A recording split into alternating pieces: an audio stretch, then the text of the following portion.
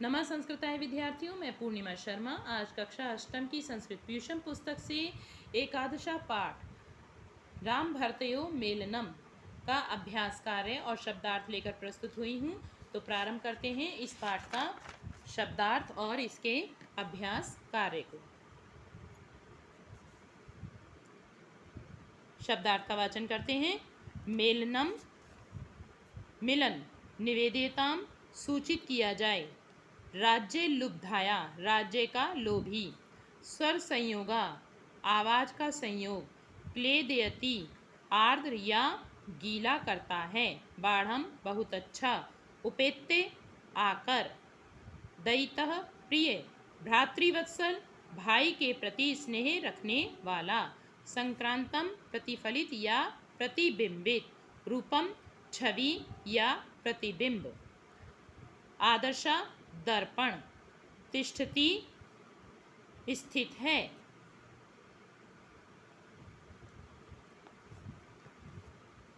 अभिषेको Duqm अभिषेक हेतु जल, तिष्ठतु रखा जाए या डाला जाए, मात्रा अभिहितम माता के लिए, प्रतिग्रहीतुम स्वीकार करने हेतु, पादोपभुक्ते पैरों में पहना हुआ, पादुके दोनों खड़ाऊं, ये लकड़ी की होती हैं, जैसे साधु सन्यासी लोग पहनते हैं, लकड़ी की खड़ाऊं कहलाती हैं।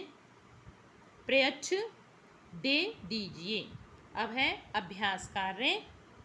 पहला प्रश्न है उच्चारणम कुरुत पुस्तिकायाम च लिखत। प्रत्येक पाठ की भांति यहाँ भी आपको उच्चारण करना है और फिर इन शब्दों को अपनी कॉपी में सुंदर सुंदर राइटिंग में लिखना है। तो प्रारंभ करते हैं। राज्य लुब्धायाः क्लेदयन्तीव इक्ष्वाकुकुमारः अनुगृहीतो अस्मि अनुत्तरमभिहितं 14 वर्षान्ते।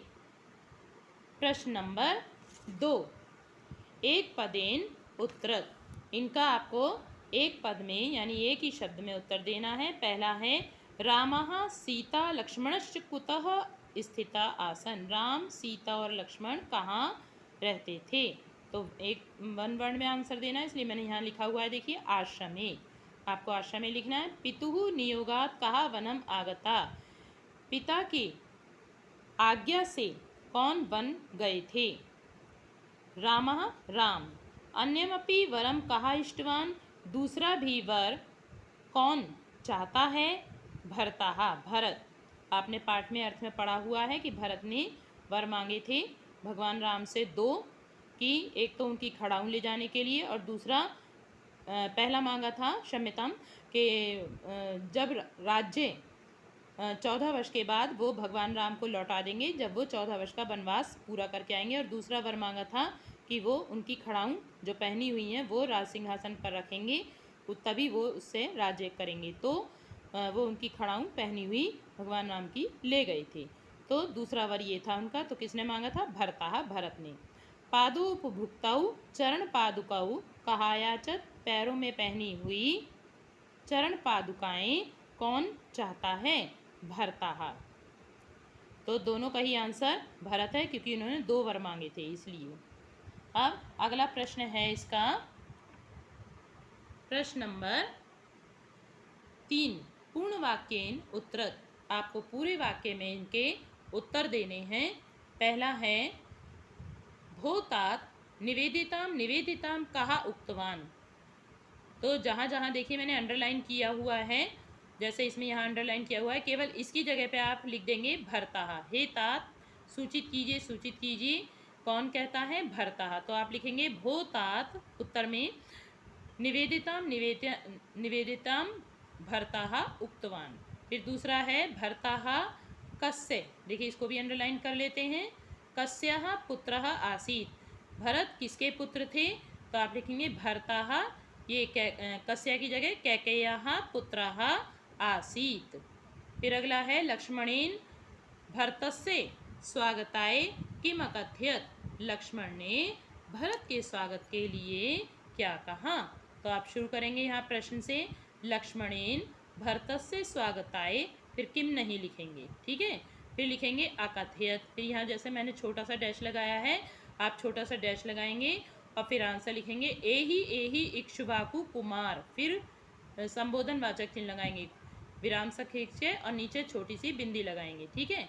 स्वागतम अस्ति, फिर विराम लगा देंगे। आओ आओ इक्ष्वाकु कुमार, स्वागत है, ऐसा लक्ष्मण ने कहा था। फिर अगला है सीतायाः भरतं प्रति कः आशीषासीत्, सीता का भरत के लिए कौन सा आशीष था। तो आप शुरू करेंगे प्रश्न से, सीतायाः भरतं प्रति चिरंजीव भव इति, चिरंजीव भव के बाद में फिर आप संबोधन वाचक चिन्ह लगाएंगे, जैसे मैंने ये लगाया हुआ है, इति लिखेंगे, फिर लिखेंगे आशीषाः आसीत, यानी चिरंजीव दीर्घायु हो और ऐसा आशीष दिया, आशीर्वाद था। अब प्रश्न नंबर 4, संस्कृत भाषायाम अनुवादम कुरु, संस्कृत भाषा में आपको अनुवाद करने हैं। पहला है दूसरा वर भी प्राप्त करना चाहता हूँ, तो लिखेंगे अन्यमपि वरम प्राप्तुम इच्छामि, राम सीता व लक्ष्मण इस आश्रम में रहते हैं।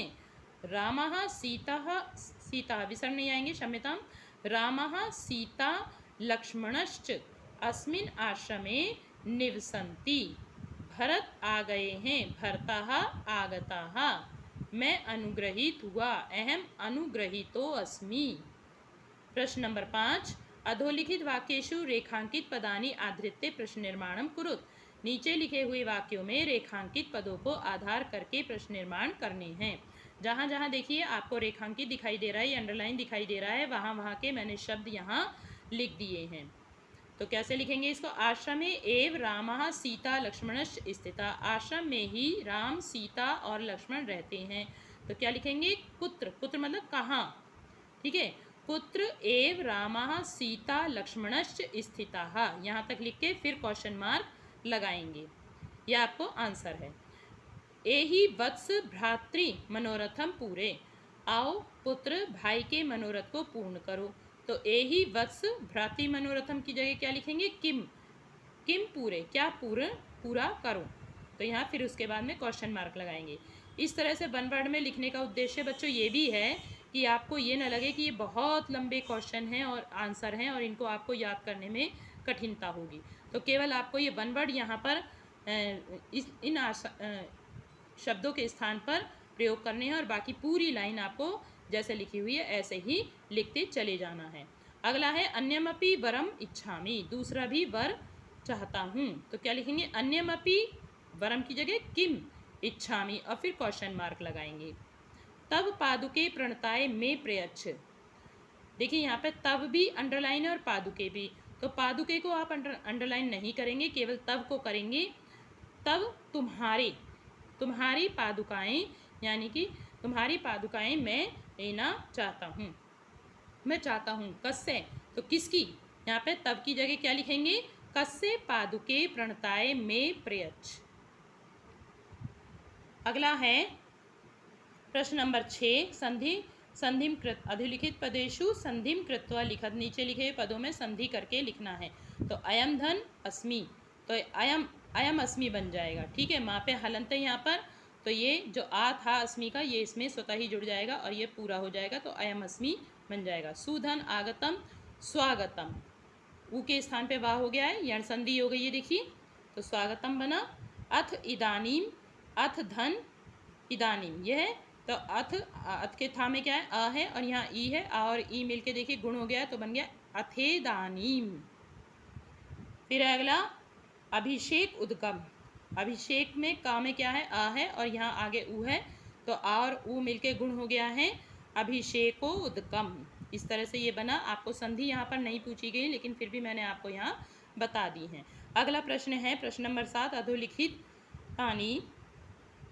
अधोलिखितानि पदानि प्रयुज्य वाक्य रचनाम कृत, नीचे लिखे हुए पदों का प्रयोग करके वाक्य रचना कीजिए। जैसे पहला दिया हुआ है भर्ता भ्रातृवत्सलः आसीत्, अनुग्रहित, पहला है अनुग्रहित, आप यहाँ जो आपको सेंटेंस ऊपर दिए गए हैं उनमें भी ये शब्द आए हैं, तो वैसे मैंने यहाँ भी लिख दिए हैं, आप इनके अतिरिक्त भी वाक्य प्रयोग बना सकते हो इन शब्दों का प्रयोग करते हुए, जैसे आप हिंदी विषय में बनाते हो, लेकिन ये शब्द उस वाक्य में आने आवश्यक हैं। तो पहला है अनुग्रहित, अहम अनुग्रहीतो अस्मि, मैं अनुग्रहित हूँ। स्वागतम एहि एहि इक्ष्वाकु कुमार स्वागतम अस्ति। वरम अन्यमपि वरम इच्छामि, अन्यमपि के लिए अन्यमपि वरम प्राप्तुम इच्छामि, या आप इसको ऊपर वाले को भी नीचे लिख सकते हो या इसको इस तरह भी लिख सकते हो जैसे मैंने लिखा है अन्यमपि वरम प्राप्तुम इच्छामि, और यहाँ पे आप फिर देखिए विराम लगा देंगे। अब ये पाठ आपका यहाँ समाप्त हुआ। अगले पाठ में के अर्थ के साथ हम फिर मिलेंगे। तब तक के लिए इससे आप अभ्यास कीजिए पाठ से। धन्यवाद।